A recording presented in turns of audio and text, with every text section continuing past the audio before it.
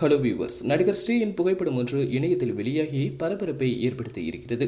கனா காணும் காலங்கள் சீரியலில் அறிமுகமாகி வழக்கு எண் 18 கீழ் 9 படத்தில் ஹீரோவாக நடித்து எல்லோருடைய கவனத்தையும் பெற்றார் ஸ்ரீ.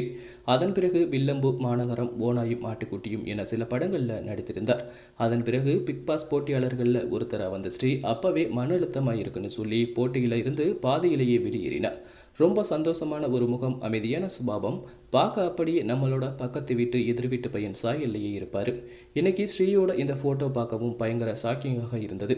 முதலில் ஃபேக் ஃபோட்டோவாக இருக்கும் என்று தோன்றியது. அதன் பிறகு சிலர் பதிவுகளில் பார்த்தபோது தான் உண்மையாகவே இது ஸ்ரீதான்னு தெரிய வந்தது.